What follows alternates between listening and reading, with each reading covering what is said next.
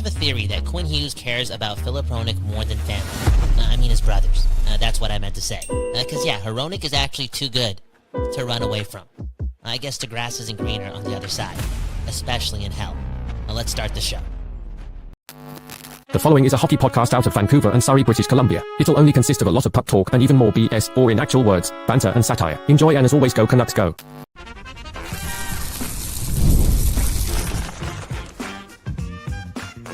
You're Locked On Canucks, your daily podcast on the Vancouver Canucks. Part of the Locked On Podcast Network, your team every day.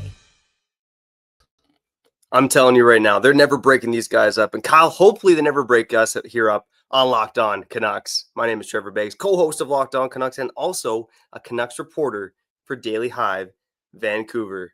And Quinn Hughes in the news all day, every day right now. But let's talk about something that no one else is talking about, and that is his partner, Philip Hronek.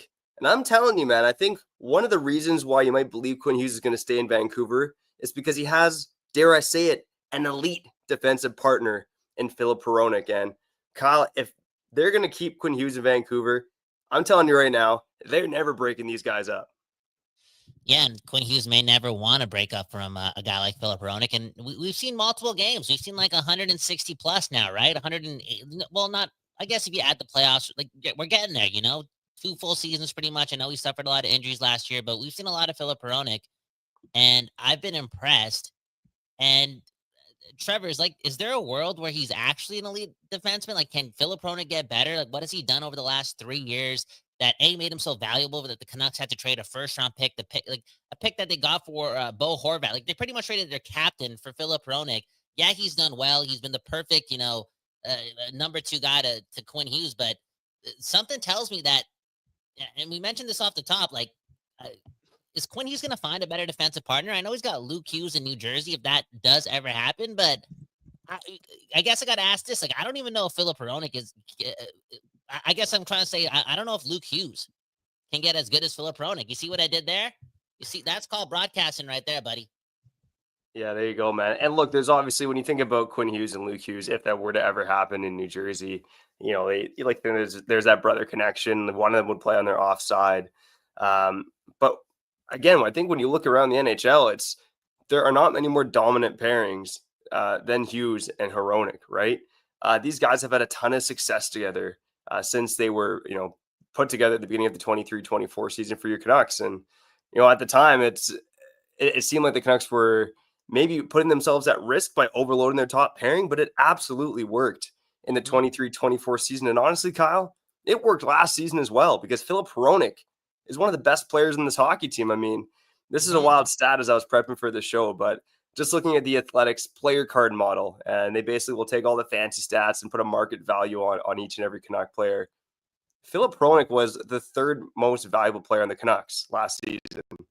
And the Athletics model, they kind of take the last 3 years into account, but it doesn't count goalies. But basically, the Canucks' 3 most valuable players were Quinn Hughes, Marcus Pettersson, and Philip Hronek. Now, Marcus Pettersson, his stats got kind of inflated because he played a lot with Crosby, and they were when Pettersson was on the ice, the Pittsburgh Penguins are almost always in the offensive zone.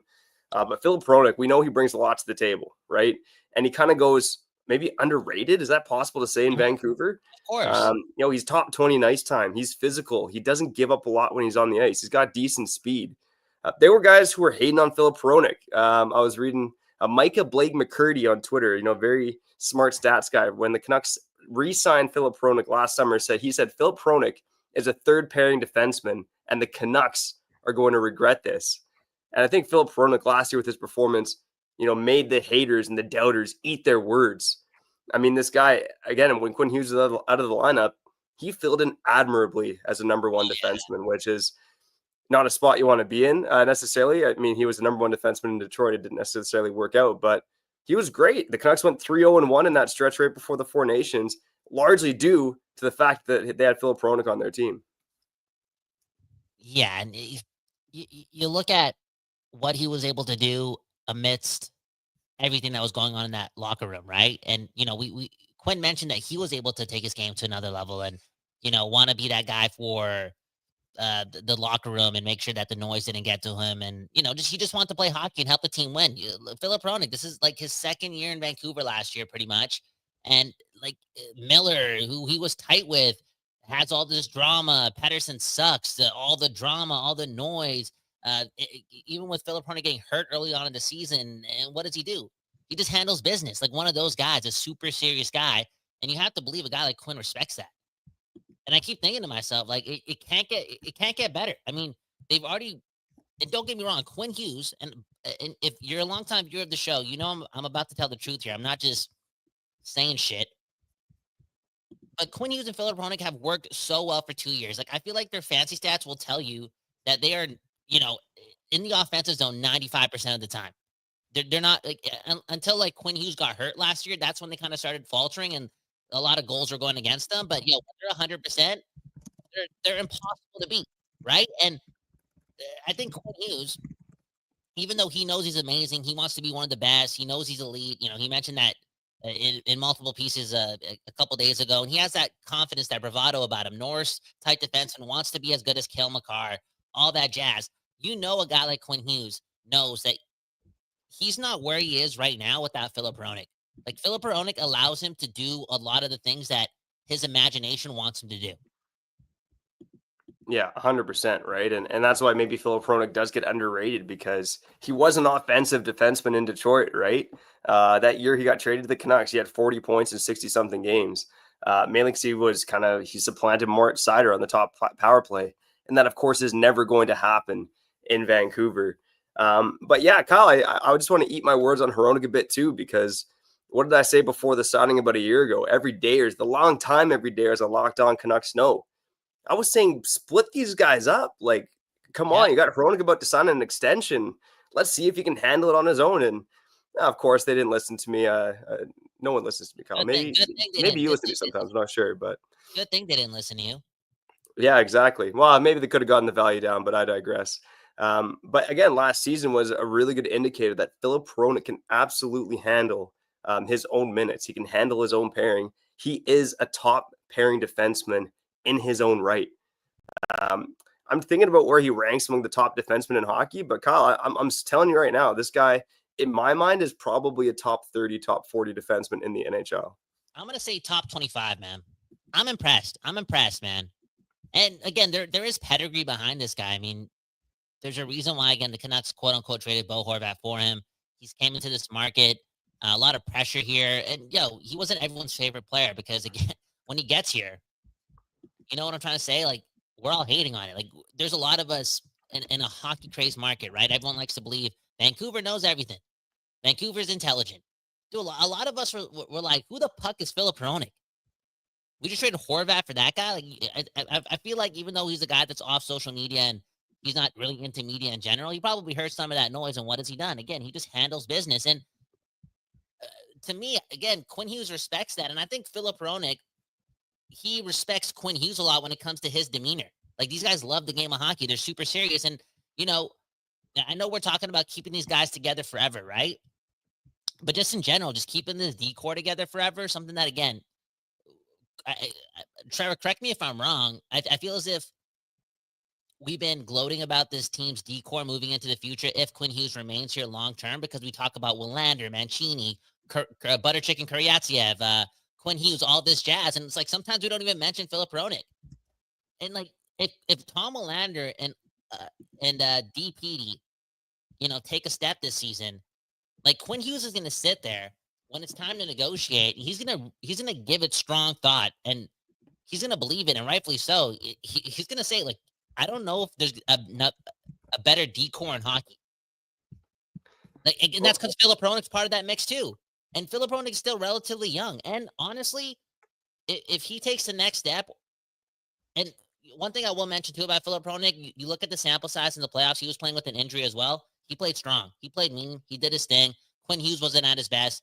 I know we're talking about hockey that was played 15 months ago, but I remember those moments. He looks like he fits the bill.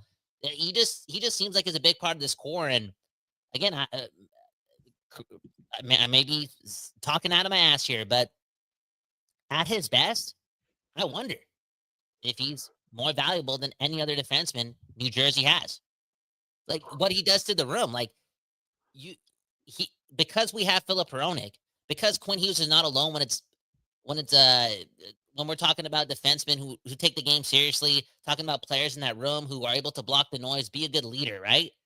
Like the fact that Quinn Hughes has that beside him and Marcus Pettersson, dude, and Adam Foote as the coach, like, bro, they could be building something super duper special. And I keep cracking that joke about this team having New Jersey Devils like defense and goaltending, right? Like maybe we're gonna start the dead puck era again. I don't care as long as we win Stanley Cups. I could give a puck. This could be special, and I think Quinn Hughes understands that. Absolutely, man. And yeah, I was just kind of doing some research on my take about Phil Hronek being a top 30, top 40 defenseman in the NHL. Over the last 3 seasons, Phil Hronek, his points per game ranks 29th in the NHL. And again, on the defensive side too, he's been really strong. You look at some of his numbers over just last year in particular. His goals against wasn't great because he didn't get great goaltending on the ice, but his expected goals against was great. So I mean, he's bringing it for your Vancouver Canucks. And I'm telling you, Kyle, I'm going back on this take, and let's shout out Cethos Elkin in the comments saying splitting Hronek and Hughes is a must, at least at this point, until we see who the rest of the D corps performs. Again, I've been on the split these guys up train for a long time, and I'm flipping back because, again, I think the Canucks defense is insulated now. I think now is the time to potentially keep them together. I am interested in seeing Tom Willander potentially play with Quinn Hughes. But I think now with Quinn Hughes and the potential that he may leave Vancouver, and maybe we'll get into that later, or maybe we'll just table it for a day, man. No, we're getting into it on the other side. We don't need Tom Willander playing with Quinn Hughes. Okay, let's debate about that on the other side. Yeah, exactly. But I think again they're going to keep these guys together for as long as Quinn Hughes is in Vancouver, because I think that's the best way to get the most out of Quinn Hughes and to create a super pairing that really, I think probably there's only one other NHL team that has it, and that is Cale Makar and the Colorado Avalanche. Let us know in the comments. Are you like us? Are you like Beggsy and you think that these guys are staying together forever? I think they're never splitting up Hughes and Hronek again. Or you like Cethos and you're like, nah, it's time to split these guys up. On the other side, I want to bring up a comparable or two for Hronek. Also getting to Quinn Hughes commenting recently about his future in Vancouver. Some news and notes coming up later on as well. You're listening to Locked On Canucks. All right, before we get back to the program, we got to shout out our friends over at FanDuel. And man, oh man, Kyle's Green Bay Packers, one of the most impressive teams in week 1, facing off against the Washington Commandos. Speaking of Commando, no, I won't go there. I believe the Packer favored. Kyle, it's been 1 week, but I'm on the Green Bay Packers bandwagon, man. What the heck? Okay, well, that's kind of. Are you talking as a bettor or just NFL general? As a bettor, yeah. So I don't want you having like 3 different teams in the NFL. And no. I don't want to be friends with anyone that cheers for multiple teams in the same conference. Just as a bettor. Cool. Okay, cool. And whatever you're betting on, whether it's NFL, whether it's NHL, whether it's competitive ballet, you can find it all on FanDuel right now. New customers can bet just $5, and if your bet wins, you'll get $300 in bonus bets to use across the app. Again, the app is so damn easy to use. Even I could use it, okay? At the tender-old age of 47. Yeah, that's how old I am. So, are you ready to play? Download the FanDuel app now by visiting FanDuel.com to get started. That's FanDuel.com to place your first $5 bet today.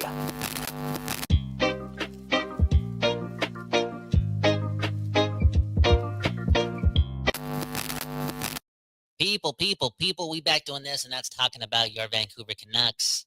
One love to the Don't Doze Art Lab for giving us the space to give you that West Coast bias. One love to Trevor Beggs, the second best dad in the world.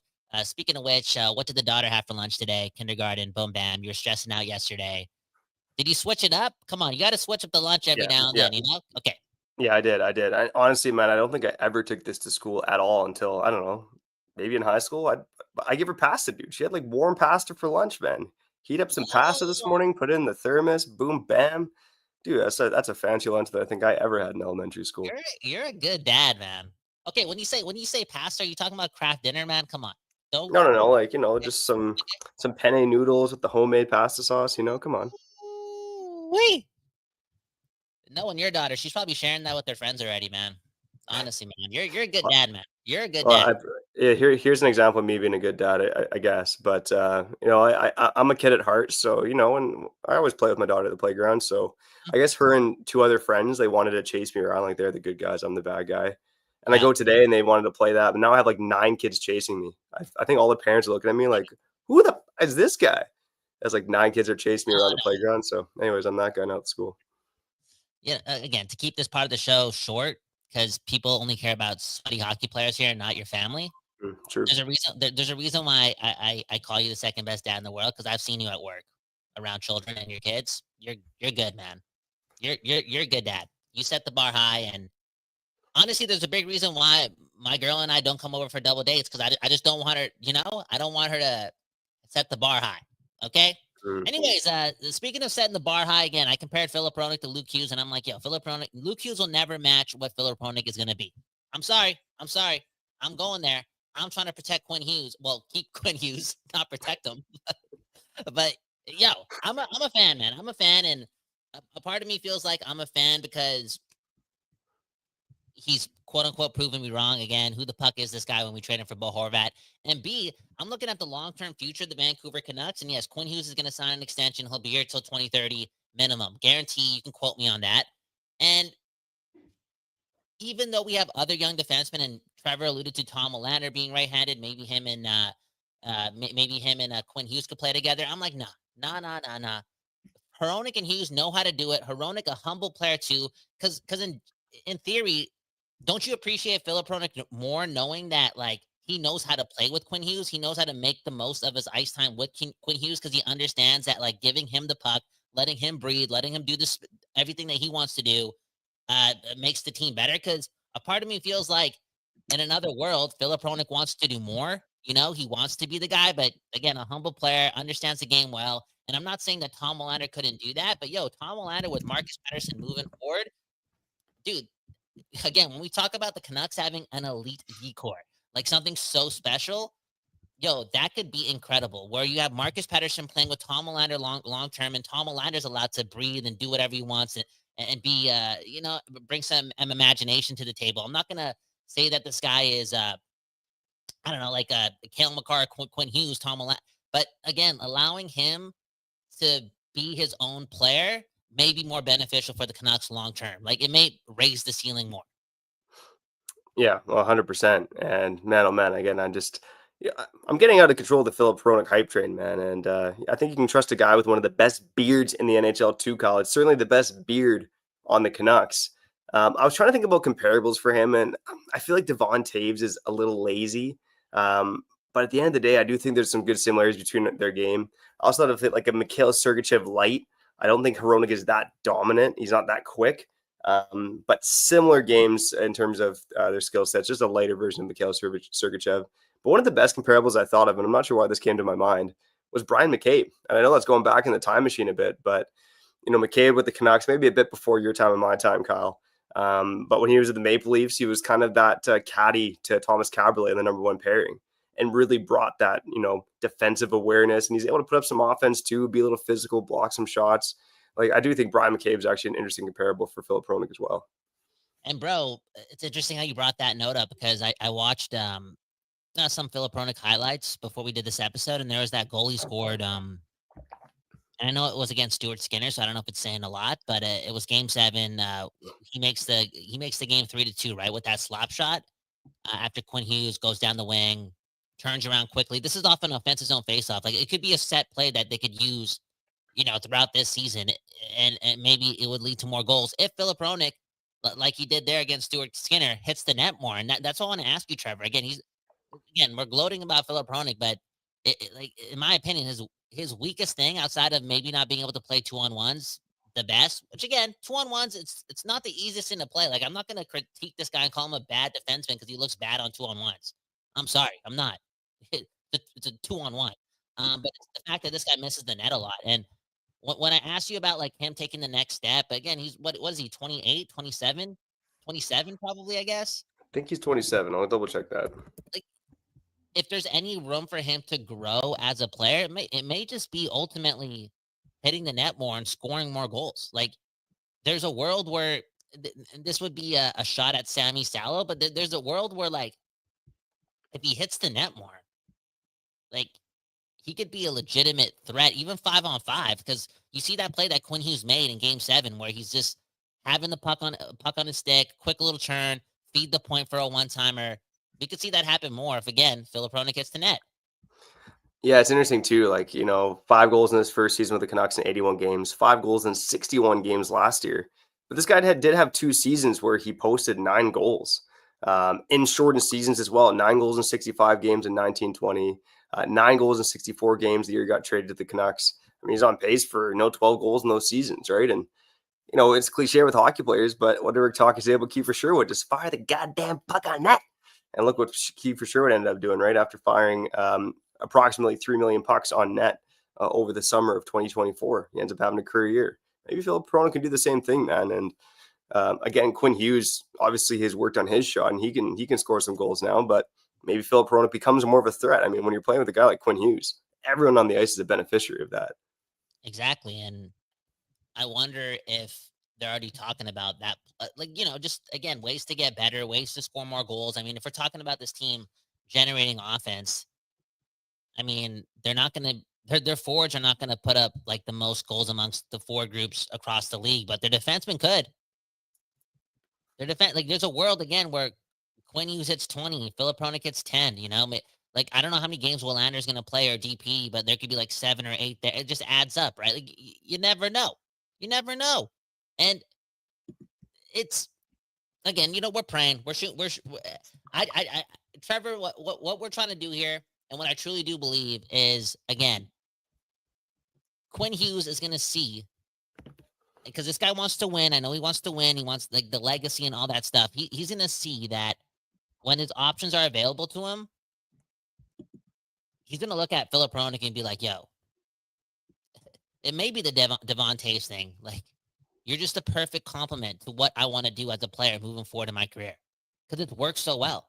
It's worked so well. I mean, Quinn Hughes always has the puck on his stick, and I think when we see that happen, we kind of tell ourselves that, oh, anyone can play with Quinn Hughes. You just got to give him the puck.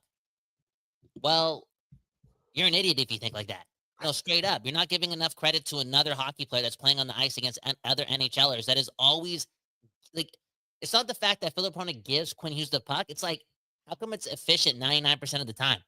It's a perfect pass. He doesn't have to look.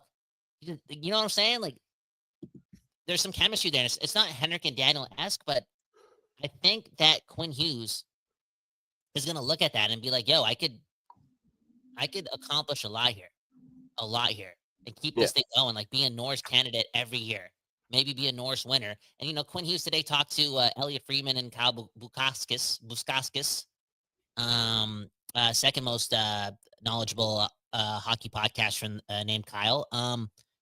And he where am I going with? Oh yeah, he mentioned the whole Cale Makar thing, right? Like, he looks up to Cale Makar. I guarantee, man. And again, we just give these guys, Trevor. It's like me and you. When people talk shit about me, and it's like, yo, Trevor, it's like can't get Trevor without Kyle. Can't get Kyle without Trevor. Cale Makar is able to do what he does the way he's doing it. Again, incredible individual talent. He'd have a lot of success in other places, but man, oh man, Devon Toews makes his life A, a lot easier, and B, just allows him to be way more instinctual. And that's where you get the most out of Quinn Hughes, when he's instinctual. Like, sometimes we look at what he does on the ice and we're like, how is he doing that? How is he thinking of doing that? I guarantee you it's because he believes in the skill set, and B, he believes in Philip Hronek. Yeah, 100%, right? And I think when I saw that quote, and here's my theory at least, maybe I mean, we already think Quinn Hughes is better than Cale Makar as it is, but maybe the whole hockey world thinks that Quinn Hughes is better than Cale Makar if Philip Hronek is better than Devon Toews. Maybe that's the story we should be looking at, Kyle. And Trevor, just to carry off the whole, like, because you're onto something there. Even though Devon Toews, Surrey boy, come on, relax, okay? Abbotsford boy, yeah. Abbey boy, sorry. Did he play for the Surrey Eagles or something? Something. Maybe no, I did hear notes about. He had a crush on someone I knew. Apparently, allegedly, that's what I heard to someone. We're not TMZ, Trevor. Okay, relax there. When I talked about Cale Makar being able to tap into his instincts, or Quinn Hughes able to tap into his instincts because of Devon Toews and Philip Hronek, they're able to get there and be in that flow state because they're not scared of making mistakes. They're not stressed about that. They're just playing. And again, they're not afraid of making mistakes because, A, if they puck up, they can skate back and make up for that mistake because they're such incredible skaters. But B, again, they got Philip Hronek and Devin Taves as their backup, and just this ultimate success. And there's someone in the comments saying, and I know we talked about this before the episode started, like, oh, if he went to New Jersey, like Luke Hughes could play the other side, or Quinn Hughes could play with Brett Pesce. No, it's not the Yeah. same. I mean, Pesce is a good player, but he's more one-dimensional than Hronek for sure. Exactly. And like Philip Hronek and Devin Taves, like I've seen some highlights of this guy. Like he's actually scored some beautiful goals too. They have like this certain base layer of offensive skill that's like the perfect complement to Quinn Hughes. And I think that's part of why it works. And B, maybe we'll talk about this on another episode even more. Maybe why, you imagine that a guy like Tom Melander would work so well with Quinn. Like, I get it too, because he has that ability as well. Yeah, for sure. And again, Tom Melander, we'll talk about him more getting closer to camp. I'm actually planning to write about him for Daily Hive to wrap up the workday here. But yeah, if Tom Melander can legitimately be a top 4 guy, man, oh man, this Canucks D is cooking. All right, man, let's finish cooking here to wrap up the show. Some news and notes, comments from Quinn Hughes, update on the Canucks prospect tournament. That's all coming up on the other side as we wrap up here on Locked On Canucks. Before we get back to the program, let's shout out our friends over at Monarch Money. Kyle, most people can't name their financial accounts or even what they're worth. Whether it's your RSP, TFSA, properties, investments, it don't matter. And when you don't have the full picture, you can end up leaving money on the table. That's why there's Monarch Money. It's an all-in-one personal finance tool that brings your entire financial life together in one clean, easy-to-use interface on your laptop or your phone. And Monarch is built for people with busy lives like Kyle Bowen, making pistachio smoothies, working out, twice a day, doing this, doing that, boom, bam. And if you're putting off your finances, Monarch is built for you. You can link all your accounts in minutes, see clear data visuals, get smart categorization of your spending, and finally feel in control of your money without ever touching a spreadsheet. So go check out Monarch Money now. Don't let financial opportunities slip through the cracks. Use code LOCKEDONNHL at monarchmoney.com in your browser for half off of your first year. That's 50% off your first year at monarchmoney.com with code LOCKEDONNHL.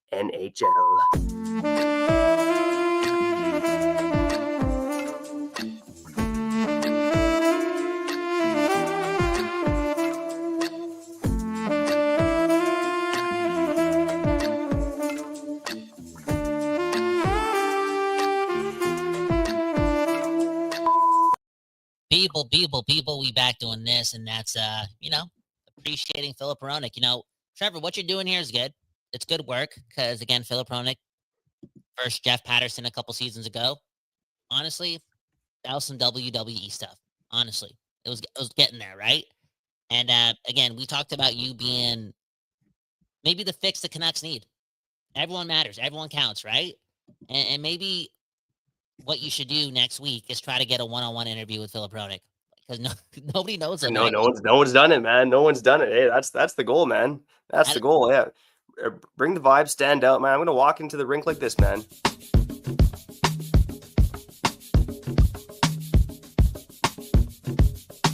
Dude, there you go, man. And I don't have. Okay, maybe this was a dream, or maybe I actually had the video. Okay, allegedly this ain't TMZ. Okay, but that guy seems like the good vibes. I saw how the team was partying after they were out in the playoffs in Game 7 two seasons ago. But they celebrated a good season nonetheless. And Philip Hronek, man, you actually remind me of him because you're rowdy too, man. You're a fun guy like him. Speaking of fun, let's get to the comments here on Locked On Canucks.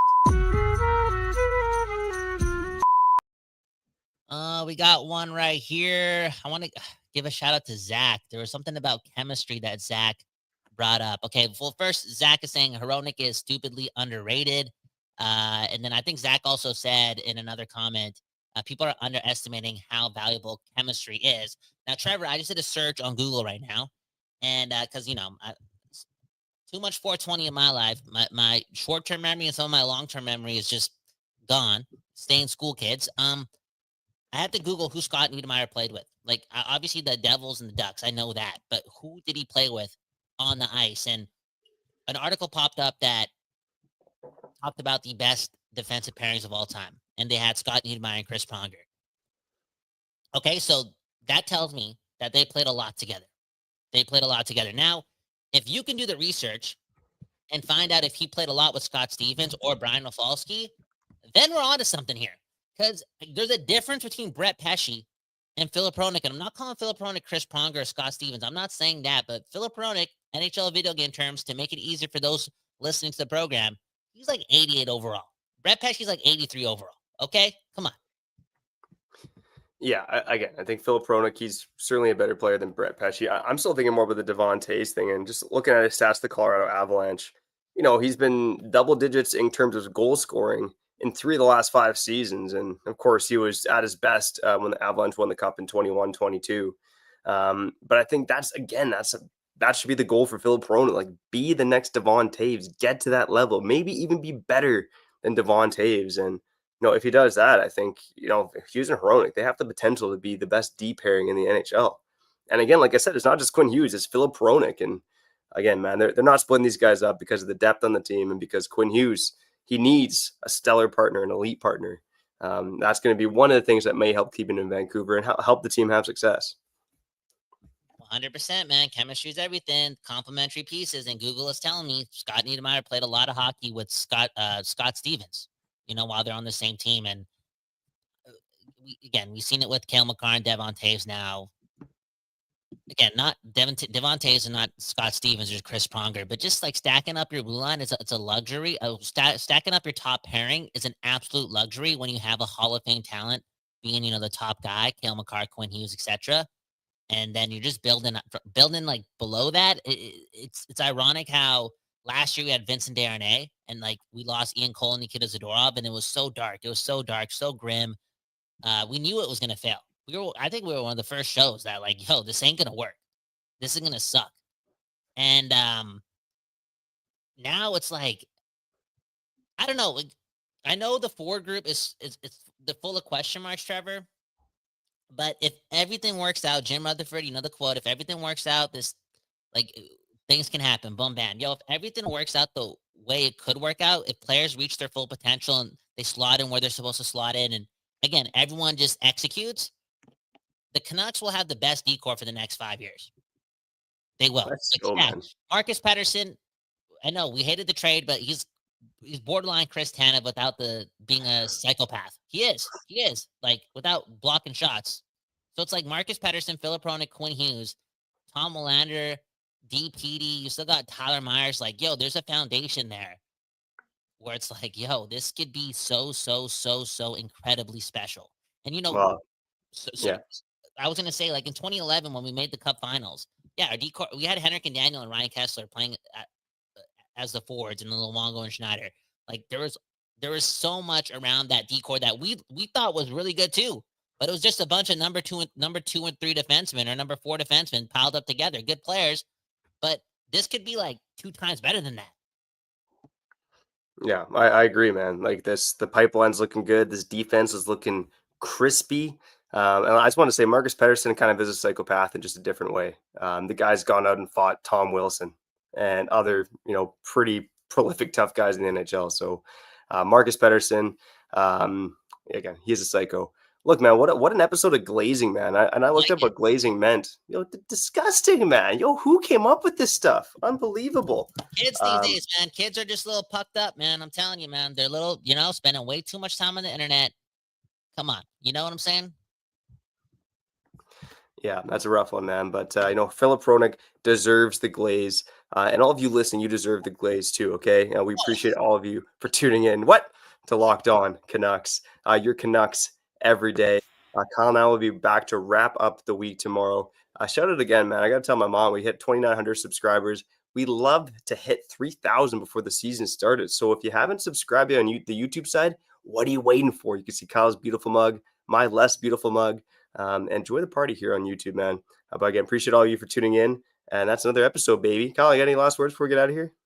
No, you got to believe in the D, man. I always say this, man. People think I'm smoking around, but it's like, Vancouver, and man, Vancouver, my girlfriend don't tell me this, but I'm telling you this. Vancouver has the best D in North America, okay?